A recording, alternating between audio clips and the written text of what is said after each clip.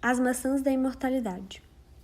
Esta foi outra ocasião em que 3 dos deuses exploravam as montanhas do limite de Ionheim, lar dos gigantes. Dessa vez eram Thor, Loki e Oenir. Oenir era um deus velho, responsável por dar aos humanos um dom da razão. Era difícil encontrar o que comer naquelas montanhas, e os 3 deuses já estavam com fome e ficavam cada vez mais famintos. Os 3 ouviram um barulho, um mugido distante de gado, e se entreolharam sorrindo, o sorriso de um homem faminto, que sabia que poderia jantar aquela noite. Desceram até um vale verde, um lugar cheio de vida, onde os carvalhos enormes e pinheiros altos bordejavam campinas e riachos. Ali, viram um rebanho de gado, os bichos enormes e gordos, por causa do capim do vale. Os deuses cavaram um buraco e dentro dele acenderam uma fogueira. Mataram um boi e enterraram na cama de carvões em brasa. Depois, esperaram a carne ficar pronta. Abriram um buraco, mas a carne ainda estava crua e sangrenta. Então acenderam a fogueira de novo. Mais uma vez esperaram. Mais uma vez o calor do fogo não tinha sequer aquecido a carne. Vocês ouviram alguma coisa? Perguntou Thor. O quê? Indagou Oenir. Não ouvi nada. Eu ouvi também, disse Loki. Prestem atenção. Eles prestaram e o som era inconfundível. Em algum lugar alguém ria deles, uma risada escandalosa e divertida. Os 3 deuses olharam ao redor, mas não havia mais ninguém no vale, só eles e o gado. Então Loki olhou para cima. No galho mais alto da maior árvore viu uma águia. Era a maior águia que os 3 já tinham encontrado, uma águia gigante, e era ela quem ria deles. Você sabe por que o fogo não quer cozinhar nosso jantar? Perguntou Thor. Talvez eu saiba, respondeu a águia. Nossa, vocês parecem mesmo famintos. Por que não comem a carne crua? É assim que as águias comem. Arrancamos nossos nacos com nossos bicos afiados. Mas vocês não têm bicos, não é mesmo? Estamos com fome, declarou Oenir. Você pode nos ajudar a cozinhar nosso jantar? Pelo que eu posso ver, alguma magia nesse seu fogo está sugando o calor e o poder das chamas. Se vocês me prometerem me dar um pouco da carne, eu devolvo o poder ao fogo. Prometemos, concordou Loki. Você pode pegar a sua porção assim que houver carne cozida suficiente para todos. A águia sobrevoou a campina, batendo as asas e gerando rajadas do vento tão poderosas que os carvões no buraco brilharam e se avivaram. E os deuses tiveram que se segurar uns nos outros para evitar serem carregados pela força do vento. Então a ave retornou ao poleiro na árvore alta. Dessa vez, os 3 estavam mais esperançosos ao enterrar a carne no buraco com o fogo, e esperaram. Era verão, época em que o sol quase não se põe nas terras do norte, e o dia dura para sempre. Então já era tarde da noite, mas ainda parecia dia quando abriram o buraco e foram recebidos pelo cheiro glorioso da carne cozida, macia e pronta para suas facas e dentes. Quando o buraco foi aberto, a águia mergulhou do céu e com suas garras se apossou dos 2 quartos traseiros do boi, junto com o quarto dianteiro, e começou a despedaçá-los com seu bico voraz. Loki ficou furioso, vendo grandes partes do jantar prestes a ser devorado, e atacou a águia com a sua lança, na esperança de que ela largasse a comida roubada. A águia bateu as asas com força, criando um vendaval tão forte que quase derrubou os deuses, a deixando a carne cair. Loki não teve tempo para saborear seu triunfo. Reparou que a lança agora estava colada à grande árvore. Quando a águia levantou o voo, levou-a junto. Loki queria soltar a lança, mas as mãos estavam presas ao cabo. Não tinha como se soltar. A ave voava abaixo, de forma que os pés de Loki se arrastavam por pedras e cascalho, pela encosta das montanhas e pelas copas das árvores. Havia magia em ação ali, e era uma magia mais poderosa que qualquer coisa que Loki pudesse controlar. Por favor, gritou, pare. Você vai arrancar meus braços. Minhas botas já estão destruídas. Você vai me matar. A águia pairou sobre a encosta de montanha, descrevendo círculos suaves em seu voo. Havia apenas o ar frio entre eles e o chão. Talvez eu mate mesmo você, comentou. Faça o que você quiser para não morrer. Pediu Loki, ofegante. Qualquer coisa, por favor. Eu quero Iduna e suas maçãs, as maçãs da imortalidade. Loki estava pendurado no ar. Era um longo caminho até o chão. Iduna era casada com Brage, o deus da poesia, e era doce, gentil e boa. Ela sempre carregava uma caixa feita de madeira de freixo que continha maçãs douradas. Quando os deuses começavam a sentir o toque da idade salpicando gelo em seu cabelo, fazendo doer suas juntas, procurava Iduna. Ela abria a caixa e permitia que comesse uma única maçã. Enquanto a comiam, a juventude e a força voltavam a eles. Sem as maçãs de Iduna, os deuses mal seriam deuses. Você está muito calado, comentou a águia. Acho que vou arrastá-lo por mais algumas pedras e cumes de montanhas. Dessa vez, talvez o arraste por algum rio profundo. Vou trazer as maçãs para você, prometeu Loki. Eu juro, só me deixe no chão. A águia não respondeu, mas com um leve movimento de uma das asas, começou a descer até uma campina verde, de onde se erguia a fumaça de uma fogueira. Ela desceu voando até onde Thor e Mjolnir estavam de pé, boquiabertos, olhando para os dois lá do alto. Quando a águia passou acima do fogo, Loki percebeu que começaram a cair, ainda agarrado à lança, e rolou pelo capim. Com um grito, a águia bateu as asas, subiu bem em cima dos três e em pouco tempo tinha virado um pontinho no céu. Queria saber por que ela fez isso, comentou Thor. Quem é que pode saber? Retrucou Loki. Guardamos um pouco de comida para você, disse Mjolnir. Loki tinha perdido o apetite e que seus amigos atribuíram o passeio aéreo. E nada de interessante ou fora do comum aconteceu no caminho de volta para Asgard. No dia seguinte, Iduna estava caminhando por Asgard, cumprimentando os deuses, examinando seus rostos para descobrir se algum deles começava a envelhecer. Ela passou por Loki. Em geral, Loki a ignorava. Mas naquela manhã sorriu para ela e cumprimentou. Iduna, como é bom ver você. Sinto a idade se abater sobre mim. Preciso provar uma de suas maçãs. Mas você não parece envelhecido, Loki, retrucou a deusa. Eu escondo isso muito bem. Ah, minhas costas doem. A velhice é terrível, Iduna. A deusa abriu a caixa de freixo e ofereceu uma maçã dourada a Loki. Ele a comeu com entusiasmo, devorando-a com as sementes e tudo. Então fez uma careta. Oh, céus, nossa, achei que você tivesse... Bem, maçãs melhores. Que comentário peculiar, observou Iduna. Suas maçãs nunca tinham sido recebidas daquele jeito. Em geral, os deuses só falavam da perfeição do sabor e de como era bom sentir jovem outra vez. Loki, elas são as maçãs dos deuses, as maçãs da imortalidade. Loki não pareceu convencido. Podem até ser, mas quando eu estive na floresta, vi maçãs melhores que as suas, e sob todos os aspectos. Eram mais bonitas, mais perfumadas e mais saborosas do que estas. Acho que também eram as maçãs da imortalidade. Talvez um tipo de imortalidade melhor que a que você oferece. Loki reparou nas expressões que alternavam depressa no rosto de Iduna. Descrença, perplexidade e preocupação. Estas são as únicas maçãs do tipo que existem, alegou a deusa. Loki deu de ombros. Só estou relatando o que vi, e Iduna caminhava a seu lado. Onde estão essas maçãs? Logo ali. Não tenho certeza se consigo lhe explicar o caminho até lá, mas posso guiá-la pela floresta. Não é uma caminhada longa. A deusa assentiu. Mas, quando encontrarmos a macieira, como é que vamos comparar aquelas maçãs com as que estão na sua caixa de freixo aqui em Asgard? Quer dizer, eu até posso falar, são melhores que suas maçãs, mas aí você diria, que bobagem, Loki, essas frutas são murchas, farinhentas, em comparação com as minhas. E aí, como teríamos certeza? Não seja tolo, retrucou Iduna. Vou levar minhas maçãs. Vamos poder compará-las. Ah, que ideia inteligente. Bem, então vamos. Loki a conduziu pela floresta e Iduna segurava firme a caixa de freixo com as maçãs da imortalidade. Depois de meia hora de caminhada, a deusa disse: Loki, estou começando a desconfiar que não existe maçã nenhuma, nem macieira nenhuma. Mas que delicado e ofensivo dessa parte, reclamou Loki. A macieira fica logo ali, no topo daquela colina. Eles foram até o topo da colina. Não tem macieira nenhuma aqui, constatou Iduna. Só aquele pinheiro alto com a águia empoleirada. Aquilo é uma águia? Perguntou Loki. É muito grande. Como se estivesse ouvindo o tempo todo. A águia abriu as asas e mergulhou do pinheiro. Não sou águia, coisa nenhuma, disse a águia. Sou o gigante Chazi, em forma de águia, e vim aqui reclamar a bela Iduna. Você fará companhia à minha filha, Skadi, e talvez aprenda a me amar. Mas aconteça o que acontecer, o tempo e a imortalidade estão esgotados para os deuses de Asgard.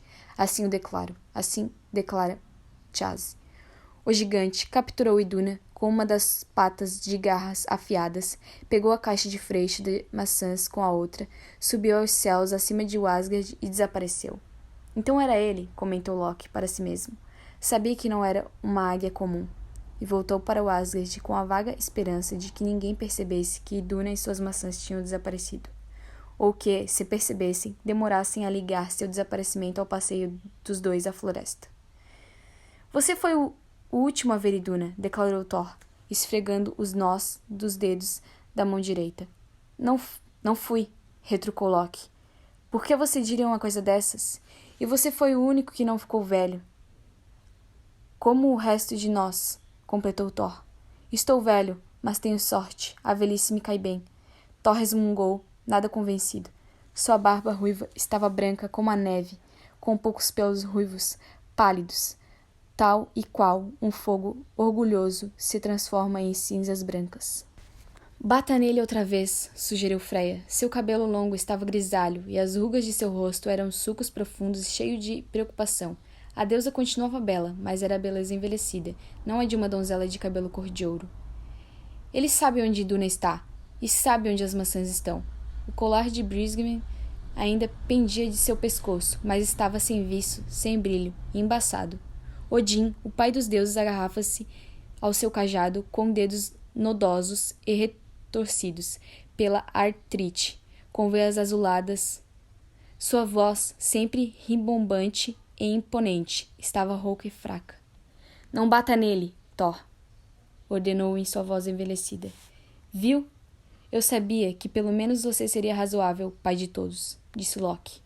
Eu não tive nada a ver com isso. Por que Iduna teria ido comigo a qualquer lugar que fosse? Ela nem gostava de mim. Não bata nele, repetiu Odin, e encarou Loki com seu único olho, agora de um cinza glauco. Preciso dele inteiro e intacto para a tortura.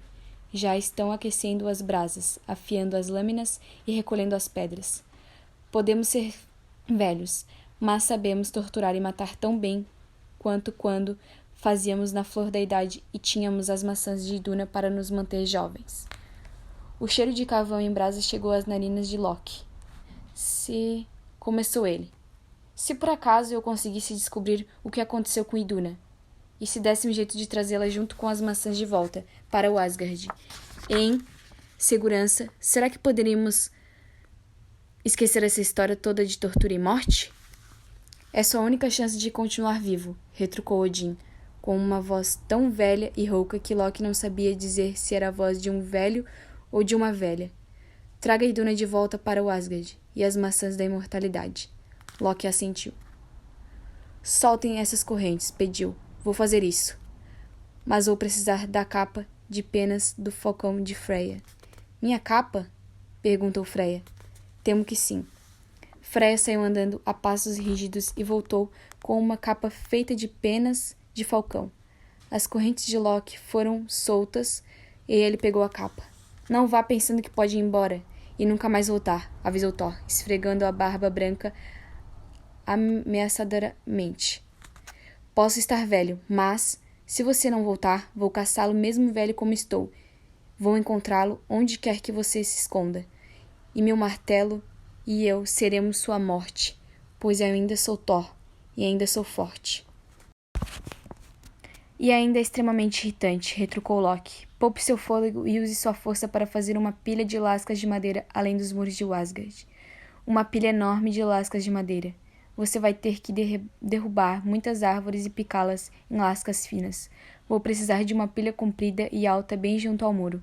Então é melhor você começar agora. Ele envolveu o corpo com a capa e assumiu a forma de falcão, batendo as asas e voando mais rápido até que uma águia. Ele desapareceu a caminho do norte, na direção das terras dos gigantes de gelo. Loki voou sem parar para descansar em sua forma de falcão, até, já bem embrenhado, nas terras dos gigantes do gelo, chegar à fortaleza de Chaze. Lá ele se poleirou no telhado alto para observar tudo o que se passava abaixo. Loki viu Chaze em sua forma de gigante sair andando a passos pesados de sua fortaleza e atravessar a praia de cascalho até um barco a remo maior que a maior das baleias. Chaze puxou o barco pela proa até as águas congelantes do Oceano Norte e avançou mar adentro com grandes remadas. E logo sumiu de vista. Foi então que Loki, ainda como falcão, voou ao redor das fortalezas, espiando o interior de cada janela. No quarto mais distante, por uma janela com grades, viu Iduna, sentada aos prantos, e se empoleirou ali. Pare de chorar, sou eu, Loki, e vim aqui resgatá-la. Iduna encarou os deus da trapaça com olhos vermelhos de tanto chorar. Você é a fonte de todos os meus problemas. Bem, isso pode até ser, mas foi há muito tempo. Isso foi o Loki de ontem. O Loki de hoje está aqui para salvá-la e levá-la de volta para casa. Como? Você ainda está com as suas maçãs? Eu sou uma deusa Aesir. Aonde quer que eu esteja, as maçãs também estão. Iduna lhe mostrou a caixa com as maçãs. Isso facilita as coisas, comentou Loki. Feche os olhos. A deusa fechou os olhos e ele a transformou em uma avelã ainda grudada na casca verde. Loki fechou as garras em torno da avelã, bateu as asas, passou entre as barras da janela e começou a viagem de volta para casa. Chazi tinha tido um péssimo dia de pescaria. Nenhum peixe mordia a isca. Ele decidiu que usaria melhor seu tempo voltando para sua fortaleza para cortejar Iduna. Iria provocá-la, contando como, sem ela e suas maçãs, todos os deuses estavam frágeis e debilitados. Velhotes babões, incapazes e trêmulos, com um pensamento lento e a mente e o corpo aleijados. Ele remou de volta para a fortaleza e se apressou até o aposento de Iduna. Estava vazio. Chazi notou uma pena de falcão no chão. Naquele momento soube que Iduna estava a quem a levara. O gigante alçou voo na forma de uma águia ainda maior e mais poderosa que qualquer outra que já se transformará e avançou um voo rápido, cada vez mais rápido, na direção de Asgard. O mundo passava abaixo dele. O vento soprava à sua volta. O gigante foi ainda mais rápido, tão rápido que o próprio ar trovejava com o som de sua passagem. Chazi continuou voando. Deixou a terra dos gigantes e adentrou a terra dos deuses. Quando viu um falcão à frente, soltou um grito de fúria e aumentou a velocidade. Os deuses de Asgard ouviram um guincho ribombar das asas e foram até as muralhas altas ver até o que se passava. Viram um pequeno falcão vindo em sua direção, com a águia enorme em seu encalço. O falcão estava tão perto. E agora? Perguntou Thor. Agora? Concordou Freya. O Thor ateou o fogo às lanças de madeira. Elas queimaram em um instante, permitindo apenas um tempo suficiente para o falcão passar voando por cima das muralhas e se instalar no interior do castelo. Então, com um rugido interrompeu em chamas. Foi uma erupção, um jorro de fogo mais alto que os muros da própria Asgard.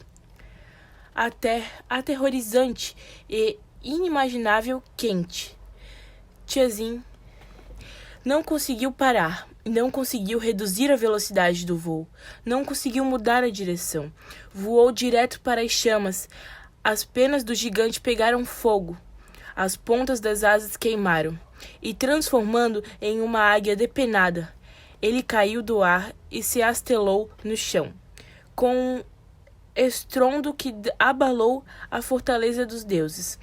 Queimada, Antonita é atordoada, a águia pelada não era páreo, nem mesmo para os deuses idosos. Já estavam mortamente feridos e, ao voar a forma de gigante, um golpe de martelo de Thor lhe tirou a vida. Não estava. A filha de Tiazin Skard vestiu a armadura, pegou as armas e foi para Asgard vingar o pai. Meu pai era tudo para mim, e vocês o mataram. Sua morte encheu minha vida de lágrimas e tristeza. Não tenho mais alegria por viver. Venho em busca da vingança ou recompensação. Os Asir e Asgardes barganharam muito por compensação. Naqueles dias, cada vida tinha um preço, e a vida de Tiazin tinha um preço muito alto. Quando as negociações foram concluídas, os deuses Skadin concordaram que a gigante seria recompensada pela morte do pai de 3 maneiras. Primeiro, Skadin poderia escolher um deles para ser seu marido e assumir o lugar do pai morto. Era óbvio que para todos os deuses e deusas que Skadin se decidirá por Belder, o mais belo de todos os Erses. Ela não parava de dar piscadeladas para ele e o encarava sem cessar, até que Belder desviou seu olhar, enrubescido e envergonhado. Segundo os deuses, a faria rir de novo, porque ela não tinha sorrido desde que o pai foi morto. E por último, os deuses providenciaram para que seu pai jamais fosse esquecido. Os deuses a deixaram escolher um marido entre eles, mas não tinha uma condição. Ela não podia escolher o marido olhando o seu rosto. Todos os deuses ficaram atrás de uma cortina, com apenas os pés à mostra. Skadin não tinha como escolher o marido pelos pés. Um a um, os deuses foram para trás da cortina e Skadin examinou os pés com muita atenção. Pés feios, dizia passar por cada par. Então parou e exclamou com prazer: esses são os pés do meu futuro marido? São pés mais bonitos que eu já vi. Deve ser de Belder. Nada em Belder poderia ser feio. E Belder era mesmo belo. Mas ao erguer a cortina, Skadin descobriu que os pés escolhidos pertenciam a Njord, deus das carruagens, pai de Frey e de Freya. Os dois se casaram ali mesmo, no banquete de casamento. Gigante tinha o olhar mais triste e qualquer aziar já virá. Thor assentiu e deu um tapinha no cabo do martelo. Loki balançou a cabeça e foi até os currais onde ficavam os animais. Voltou para o banquete do casamento, conduziu um bode grande, extremamente irritado.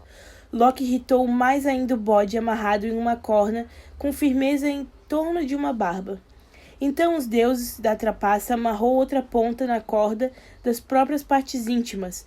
Ele puxou a corda, o bode berrou, sentiu dor na barba puxada. E puxou de volta a corda com uma força das partes íntimas de Loki, que gritou, segurou a corda outra vez e puxou de volta.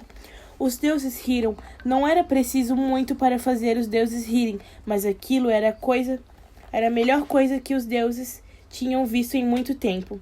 Fizeram apostas sobre teria arrancado primeiro, a barba do bode ou as partes íntimas de Loki, e zombaram dele por gritar. Parece um uivo de uma esposa à noite, exclamou Belder, segurando o riso. Loki parece um bebê chorão, disse o irmão Belder, Rod, que era cego, mas ria toda vez que Loki gritava. Skadin não parava de rir. Skadin não ria. Embora o fantasma dê um sorriso, comecesse a assombrar os cantos de seus lábios. Toda vez que o bode berrava ou Loki uivava, a dor, gemendo como uma criança, seu sorriso ficava um pouco mais largo. Loki puxava, o bode puxava, Loki gritava e dava um novo puxão. O bode berrava e puxava de volta com mais força ainda. A corda arrebentou. Loki voou pelos ares com a mão na virilha e arristou-se no colo de Skadin, gemendo de dor. Skadin riu como uma avalanche entre uma montanha, riu tão alto que as geladeiras desabando, riu tanto que por tanto tempo de lágrimas brilhavam em seus olhos, e enquanto ria pela primeira vez, estendeu um braço e apertou a mão do novo marido Njord. Loki desceu de seu colo e saiu cambaleando com as mãos entre as pernas, olhando com ressentimento de todos os deuses e deusas que apenas riram mais alto. Quando a festa de casamento chegou ao fim, Odin, o pai de todos, se virou para a Skadin e a filha do gigante e disse: então nossa dívida está paga, ou quase. Ela fez um sinal que Skadin seguisse para a noite, e ela e Odin saíram juntos do salão com um novo marido. O gigante seguinte ao seu lado, perto da pira funerária que os deuses fizeram para o resto de Tiazinha, havia duas grandes esferas cheias de luz. Essas esferas eram os olhos do seu pai, explicou Odin. O pai de todos pegou o olho de Tiazinha e os jogou para o alto, para o céu noturno, onde queimaram e brilharam junto ao lado. Olhem para o céu no auge do inverno. Vocês verá ali duas estrelas gêmeas, uma brilhando ao lado da outra. Essas estrelas são Tiazinha e brilham até hoje.